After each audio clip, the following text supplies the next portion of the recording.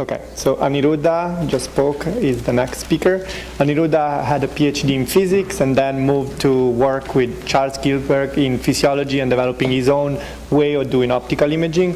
He's been invited here today because he has found, using this new technique, has found new exciting signals and related to what we just saw. So the two talks together will make a very nice story. Thanks, Aniruddha. Thanks, Franco. Thanks, Franco, and to the Italian Academy for this wonderful event. And I'm really looking forward to listening to all the other speakers. But before I start, I also want to acknowledge Gene Sirotin, who, my former graduate student, now independent investigator at Rockefeller University, because the two of us were really essentially equal partners in everything that I'm going to talk about. And Gene is somewhere in the audience today, so you can catch him later for any questions that I don't answer adequately. Following that wonderful talk by Elizabeth, what I'm going to talk about really, in a sense, just complements it. I mean, can not even dream of approaching that same level of explanatory detail. The work that she did, as she mentioned, was in anesthetized animals, which allows one to go in with such tremendous detail about all the mechanisms. Of course, what we are all eventually interested in is the imaging subjects that we care about most is alert humans, and alert humans have these pesky and difficult, complicated things: brain states, attention, anticipation, and so on. And so the question arises: is there the same sort of relationship? Now, Elizabeth showed in wonderful detail lots of evidence about the relationship between neuronal activity and the hemodynamic image, that is the actual brain image underlying neuroimaging signals. But what about the relationships but those are the things which are driven by a stimulus. So you show a visual stimulus, or you tap the rat's finger or paw or whatever, and then there's some neuronal activity, and that drives hemodynamic response. But how about all these other funky things like attention and anticipation and other things that also happen in the alert animal and alert human, and do they have the same relationship? So what I'm going to talk about is imaging signals and neural activity in alert monkeys in particular. I'm going to show you that, in fact, there is this novel and as yet mysterious trial-related signal that shows up in the alert monkeys, which might have a neural mechanism quite different from the sort of neuronally driven mechanism that Elizabeth talked about. And at the end, I'll briefly show you how to separate the visually evoked from these trial-related signals. But also, my talk is a little bit of a pain to the power of serendipity, because we did not start off even dreaming of trying to explain imaging. My interest was really in understanding visual processing in primary visual cortex. So I just want to just spend a very brief detour telling you why, motivating you as to why we got interested in understanding imaging, and why people who are interested in sort of higher order cognitive questions really should look under the hood of the imaging system and really understand the nuts and bolts of what the imaging signal really does. So, as most of you know, and here's a little detour, most of you know that neuronal signals from the retina go through an intermediate stage, lateral geniculate, to primary visual cortex. This is a somewhat fanciful rendition of the cortex of a human, the brain of a human. And in primary visual cortex, the neuronal responses show these really intricate, wonderful maps of space, of various elementary visual properties of visual stimuli. And there's been a vast body of wonderful work using single electrodes, like this electrode that is stuck fancifully at the back of this brain, which has mapped out responses to simple stimuli. But as soon as you get to anything slightly more complicated, even something as complicated as a contour or a surface, you have to deal with interactions amongst lots and lots of neurons, and then you are just lost if you try to continue using single electrodes. So we decided to use optical imaging, which again Elizabeth has already introduced, so I will not go into it except to say that it is this form of high resolution fMRI, and we used it in combination with electrode recording. And since we were interested in things like attention and learning and so on, we decided to study it in the alert monkey.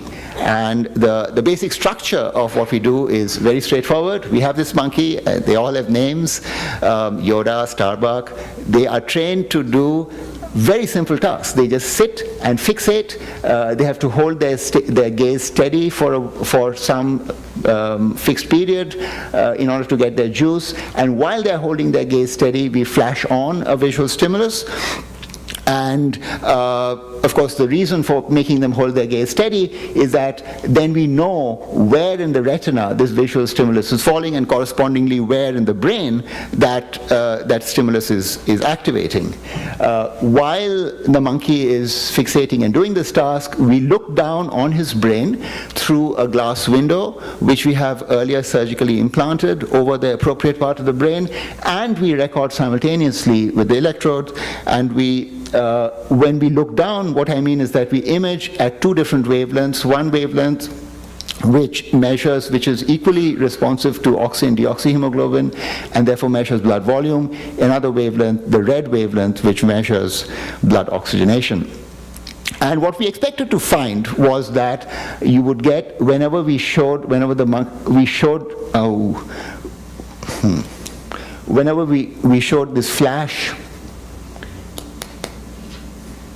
this flash stimulus, you would get a response in a particular part of the animal's brain. Do we have another, Franco, do we have another of these?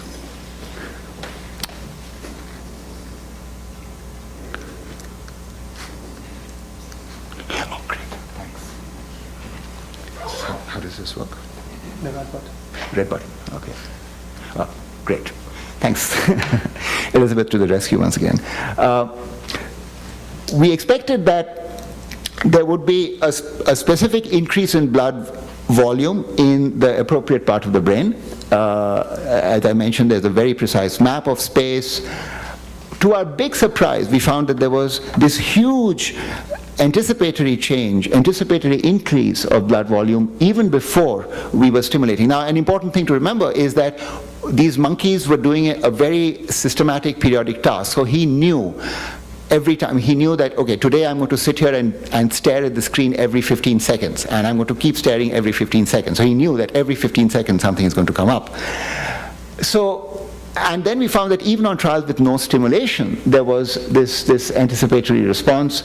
So there seemed to be some mysterious trial-related signal. And in order to study that further, well, after a lot of head scratching and after many months of thinking about it, we as Gene Sirotin and I came up with this task, where the task is very simple. All the monkey does is he sits in this otherwise completely dark room, totally dark. We've papered over every possible source of light in the room.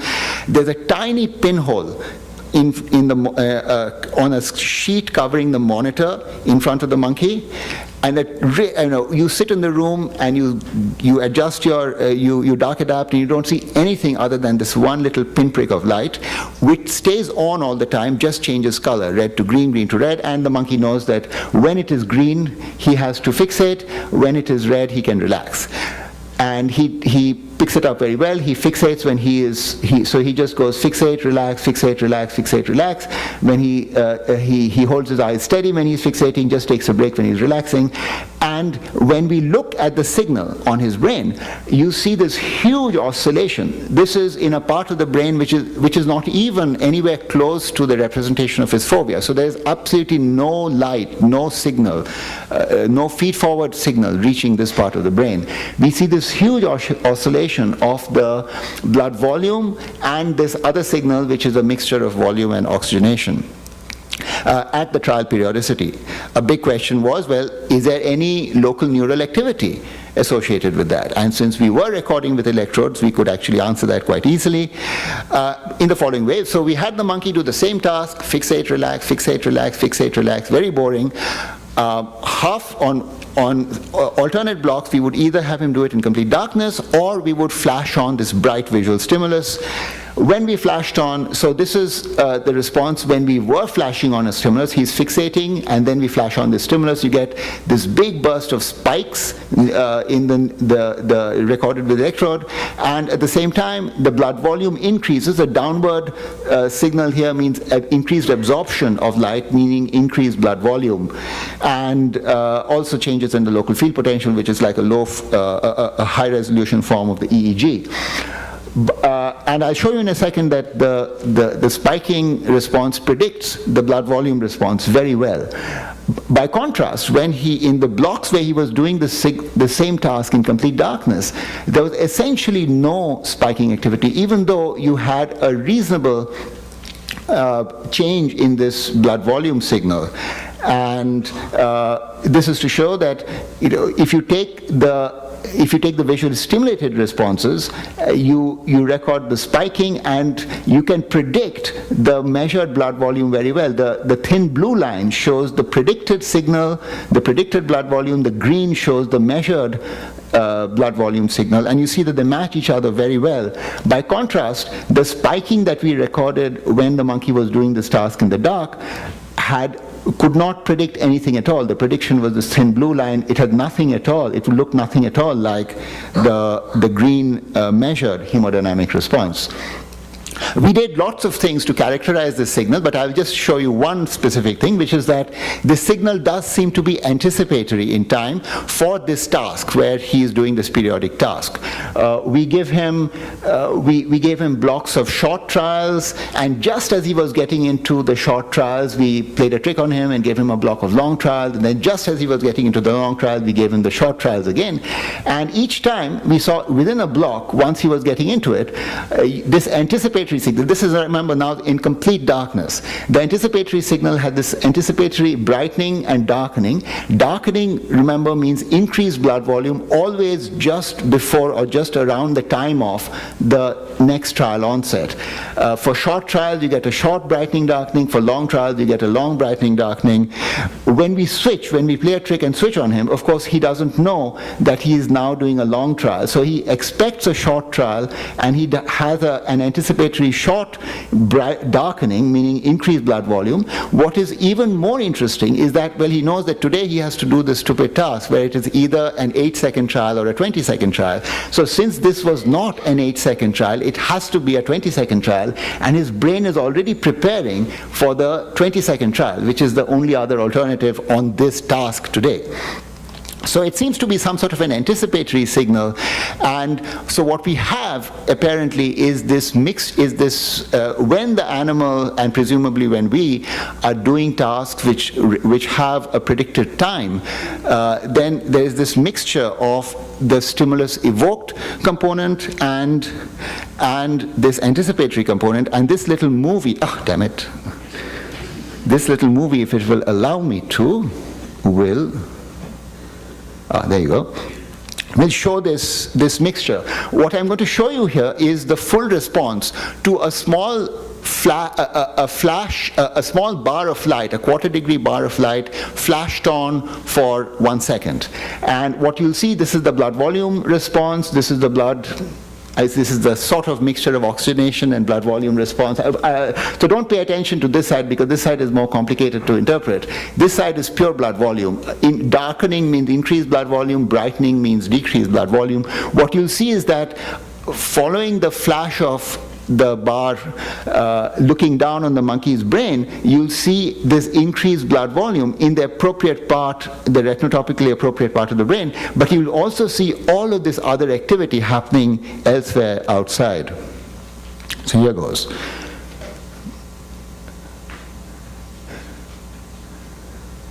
So the bar flashes now. And you see this is the response to the bar. So if you had an electrode, you would see spikes there, but nowhere else. But notice that everywhere else in the brain, all around, you have this anticipatory change in blood volume in preparation for the next trial. Even though if you stuck electrodes everywhere else in the brain, you would not see spiking activity in the same way that you would see spiking activity when you stuck an electrode in there.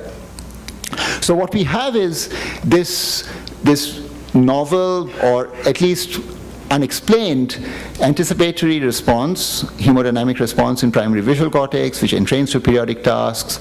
It anticipates trial onsets.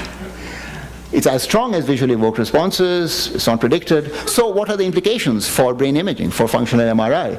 It seems to be bad news, that it seems you have this robust trial-related signal, which is essentially as strong as a visually evoked signal, but it is not related to the stimulus, it is not driven by spiking activity in the same way that the stimulus evoked signal is. So how can you deal with it? Well, we came up with an extremely simple-minded model, or simple-minded conjecture as to how to deal with it. And the idea is that maybe this trial-related signal just adds linearly to the visually evoked response. And we didn't pull this thing completely out of a hat, this conjecture, because actually there's been a fair amount of work recently in human fMRI imaging by people, including David Heeger, showing that there is, in fact, a mysterious additive signal when human subjects are doing a task in some regular predictive manner. There is a portion of the signal which is well explained by the stimulus that you're giving, but there's this other mysterious portion which just seems to add on and is not explained by the visual stimulus. So we thought, well, maybe these are the two things that can separate out the signal that we were looking at. And so the idea we had is the following. But let's suppose that you were giving the individual some sort of a stimulus which gave him, which evoked a neuronal response, and let's say on different trials you had controlled neuronal responses of controlled and different strengths. So strengths going from nothing at all, a blank trial, to the maximal neuronal response that you could give on a given trial.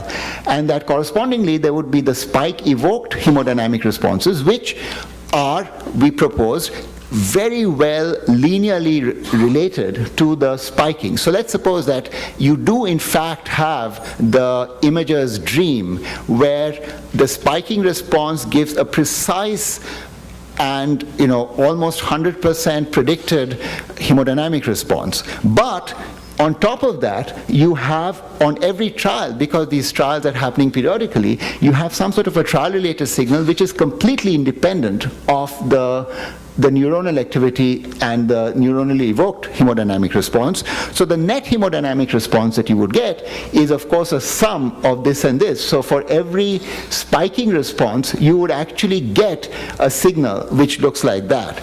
But then you can deal with it. All you need to do is to subtract away the response to the blank stimulus, and you can get back the full set of neuronally evoked responses. We tried that. So here's our monkey again. Each time he fixates, we give him now a grating where on different trials, randomly we give him gratings of different contrasts. And this is a very well studied problem in classical visual processing. It's known very well that in primary visual cortex you get a monotonically increasing neuronal response to the gratings of increasing contrast. And as we expected, and this is a typical response for a sequence of trials where on each trial these are marking individual trial boundaries. On each trial we presented a grating of a randomly chosen contrast, and you see probably on this trial the contrast was very low, so there was essentially no spiking response and correspondingly no increase, no hemodynamic signal. You remember that a downward going hemodynamic response means increased blood volume. In this trial we gave him a high contrast grating and correspondingly a big hemodynamic response. Similarly, this trial, a high contrast grating and a big hemodynamic response, and so on.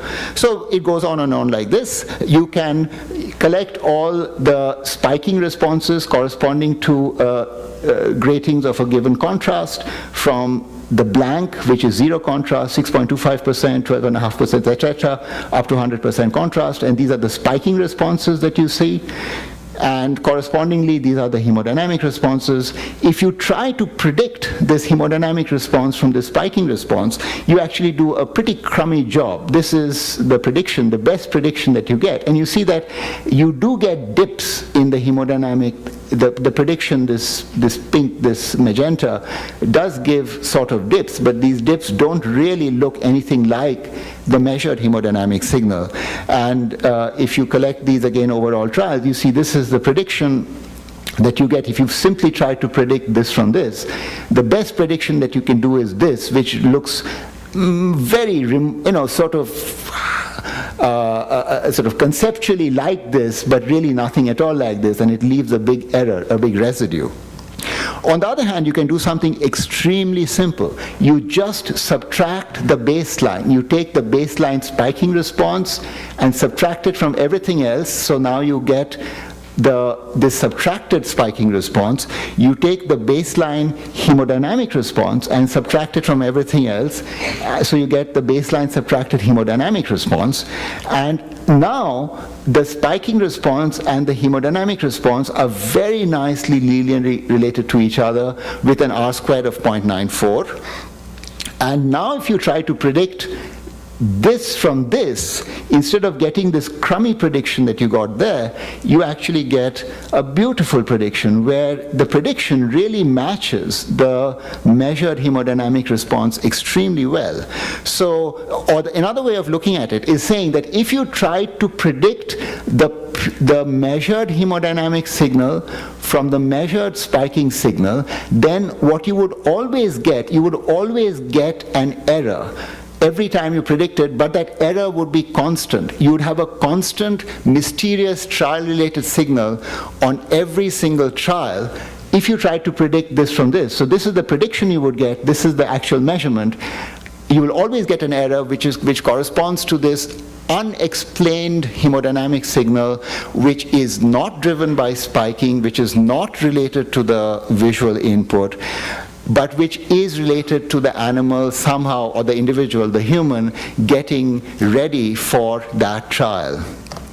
So what are its implications for a functional MRI? At one level, they are very good, because what it says is that if you design your fMRI task properly, you can get a signal which is very well predicted by which is very linearly related to underlying neural activity. So, in other words, you can get the hemodynamic signal and predict the underlying neuronal activity to better than 90%, which is far better than the roughly 60% prediction at best that various people had shown earlier.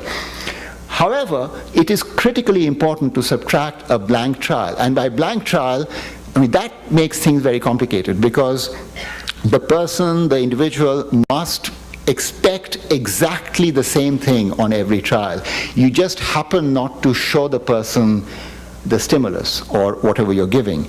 So you must design the experiment so that and when the stimuli that you're presenting have some emotional content, then of course things become very tricky, because how do you have a blank trial which has the same emotional content as a stimulated trial and yet not show a stimulus? So but you somehow have to think of developing a blank trial which subtracts away this whole anticipatory business, and then you have a beautiful linear prediction, a linear relationship between the hemodynamic signal and spiking. So, to conclude, we recorded using imaging and electrodes in alert monkeys.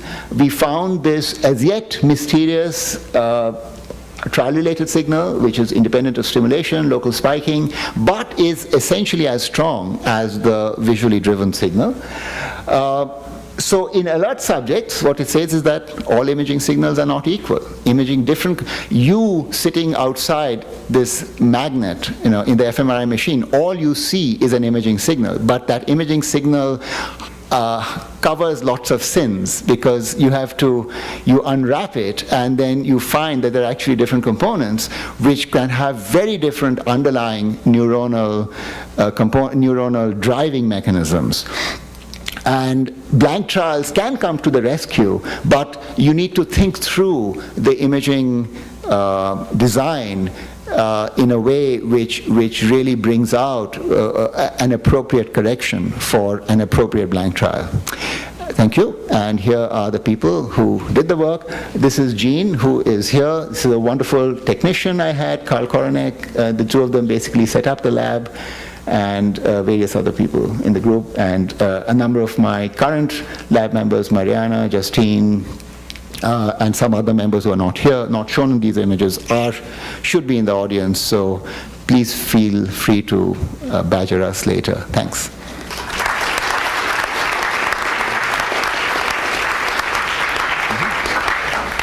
One question?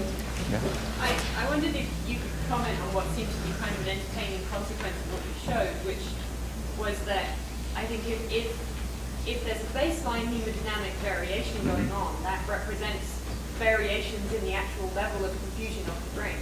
And what you showed is that you can predict the hemodynamic response when you subtract that away. So I think that means that we are getting closer to saying that the hemodynamic response isn't dependent on the baseline supply of oxygen and so on to the brain, right? So you've shown that you can predict the response from the neuronal spiking, but that seems to be decoupled from the actual physiological state of the tissue at the time of the spiking. Is that? Yeah, no, absolutely right. It could well be some neuromodulatory signal, something else which is coming in, which is completely independent of the actual consumption. But which is predictive, which says, well, that's the consumption which you're likely to have. But again, it's totally mysterious. But it does say that there is a very distinct decoupling. Well, we would like to think. Let me step back a bit. We have yet to show, the critical thing to show would be to do stuff like using flavoproteins or NADH and so on to see that there is really no metabolic consumption that corresponds to the ongoing activity. That's an interesting question which we have not looked at. That's really, in my mind, that's a jackpot question. That's something which we are really trying very hard to get to. So if we can show, in fact, that that metabolic signal does not match the baseline ongoing hemodynamic response, but of course it does very nicely match the visually evoked hemodynamic response, then that would really separate those two hemodynamic signals. But we don't have that yet. Frank Tong, one quick question. I have sort of a two-part question. First is, do you think this global signal will be found outside of the visual cortex, and could you predict it based on respiration and cardiac? Like people with a tendency, for example, to hold their breath during a trial so that they remain as still as possible. Yeah, number of very interesting points there. One is, I don't know whether it is found outside the visual system. David and others have shown, let's say, they've shown signals in fMRI which we think are very similar to the signal that we see here. And they find these signals, but I should let him speak for himself, but they find these signals strong in primary visual cortex, weaker in other lower retinotopic visual areas, but basically confined to retinotopic visual cortex. Correct me if I'm wrong. Throughout the retinotopic visual cortex, yeah. in our measurements. Right, a sort of uniform. Yeah. Yeah, right.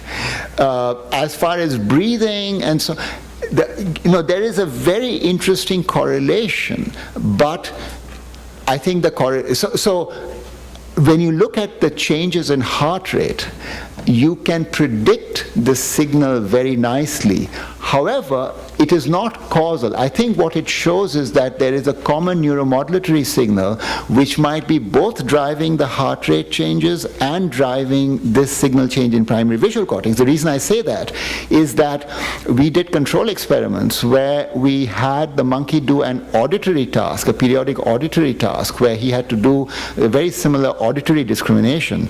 And what we found was that there was this huge modulation in his heart rate, a huge change in pupillary dilation and so on, which we also saw with the visual task. So all of these are suggesting cholinergic and other modulatory systems that are being synchronized to his anticipation. But whereas they were synchronized also to the hemodynamic signal for the visual task, there was no visual synchrony, there was no hemodynamic response in the auditory task. So the two things are happening. That there is an auditory, so for the auditory control you still have the heart rate modulation, but it is presumably driving a hemodynamic response in auditory cortex but not in visual cortex.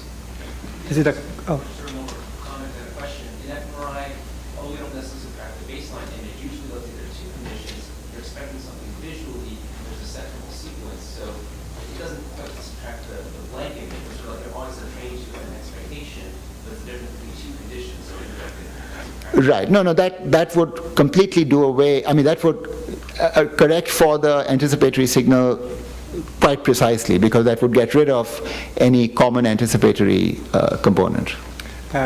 Quick question, quick answer, maybe? You're missing an evidence of it. I think it's too strong argument to say that this modularity component are not related to neural activity, because while you're recording from single units, you're really influenced by the pyramidal neurons and not the other interneurons activity that is related to this component. And I was thinking that you can do optical imaging using diet to look on the neural activity, and then you will have a little population and won't be biased by single neuron development. Yeah, if I said that there is no neural activity, that's definitely, I don't want to say that. I mean, people have misinterpreted what we've said to say that there is no neural activity. What I want to say is that there is, if anything, a very different neural activity, a very different mechanism. So I completely agree that there has to be some neural mechanism in there, even if it is neuromodulatory coming through, it might be driving interneuron, it might be doing, I mean, we don't know what the mechanism is. It just is not related to the same feed-forward neuronal mechanism that underlies, or that correlates well with the standard stimulus-evoked feed-forward hemodynamic signal. So yeah, I do want to make that very clear. I do not want people to go away from here thinking that there is a mysterious non-neural signal. It is not the case. It is a different neural mechanism. We don't know what it is, but I'm pretty sure it is neural. Let's hold some of the question for the final discussion. Why don't we get coffee now and come back here at 10:25? Is that okay? Thanks, everyone.